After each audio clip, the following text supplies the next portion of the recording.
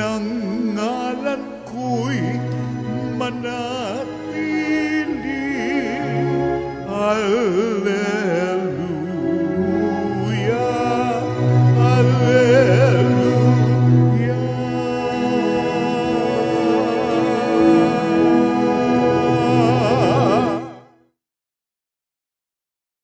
Sumainyo ang Panginoon. At sumaiyo rin. Ang mabuting balita ng Panginoon ayon kay San Juan. Papuri sa iyo, Panginoon.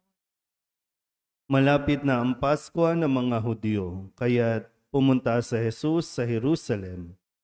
Nakita niya sa templo ang nagbibili ng mga baka, mga tupa at mga kalapati at ang namamalit ng salapi.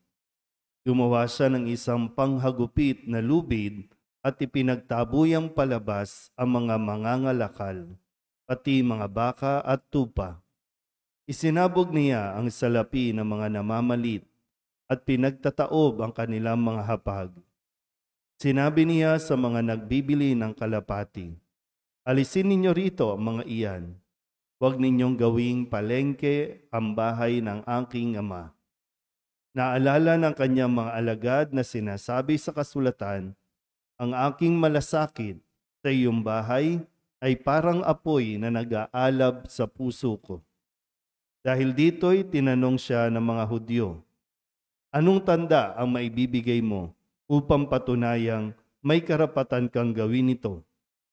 Tumugon si Jesus, "Ibain ninyo ang templong ito at muli kong itatayo sa loob ng 3 araw."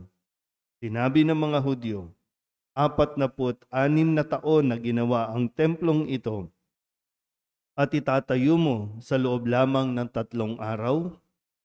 Ngunit ang templong tinutukoy ni Jesus ay ang kanyang katawan.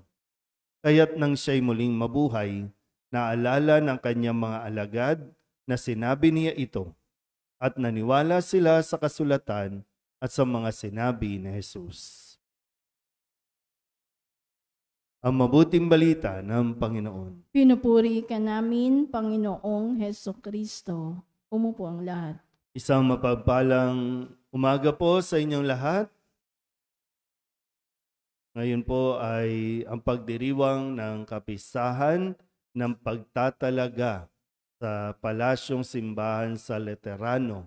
Ito po ay nasa Roma o yung Basilika ng St. John Lateran. Isa po ito sa 4 na major na basilika na matatagpuan po sa Roma. No? Ito po ang luklukan ng obispo ng Roma. Sino ang obispo ng Roma? Pope Francis. Bagamat parati nating nakikita doon sa St. Peter's Basilica, no, doon siya nagmimisa, doon siya nagkakaroon ng pagtitipon, pero bilang obispo, ito ang kanyang luklukan, no? Para bang Manila Cathedral, no? So ito yung tinatawag din na ina ng lahat ng simbahan sa buong mundo. Pinakasimbahan dahil nga ito yung luklukan, no, ng Santo Papa. Sa ating mga pagbasa, narinig natin yung bang pagpapaliwanag, no? Ano ba yung kahalagahan ng templo o ng simbahan para sa atin? Ang simbahan o ang templo ay ang tahanan ng Diyos. So, kung tahanan ng Diyos at ito ang kanyang pinananahanan, nais niya na ang kanyang mga anak dito magtipon-tipon. Nakukuha po ba? Dito magtitipon-tipon. At dito, sa tahanan, ay nakakakuha tayo ng buhay na nagiging source of life. Dapat. No? Kasi yun yung intensyon, no? Na pagmumulan ng buhay ng mga taong medyo pinanghihinaan, nawawalan ng gana, lalo tigit sa mga nagugutom pagdating sa spiritual, pagdating sa paggagabay. Ito yung pinapaliwanag, no, sa ating. Kaya nga, ganun na lang yung hinanakit o galit ni Jesus nang siya po ay pumunta sa Jerusalem doon sa templo nang makita niya na nawala yung kaayusan, kabanalan, ano pa ba, kapayapaan doon sa templo kasi ano ang naroroon. Sabi dito, ginawa ninyong palengke ang tahanan ng aking Ama. Imagine niyo na lang, maraming palengke dito sa paligid natin. At kung papasok ka sa templo, na dapat ay talagang napaka-peaceful pero maingay. Hindi na naging bahay dalanginan kundi naging naging business sector na yung templo. Naging hanap buhay na. Kaya nagalit si Jesus. Sa tingin niyo ba valid o na magalit si Jesus o wala lang, ituloy lang? Na siyang paalala din naman sa atin. Na tayo bilang mga anak ng Diyos, tahanan ito ng Diyos, kahit ito man lang sa atin, sa simbahan natin, mayroon ba tayong malasakit sa tahanang ito?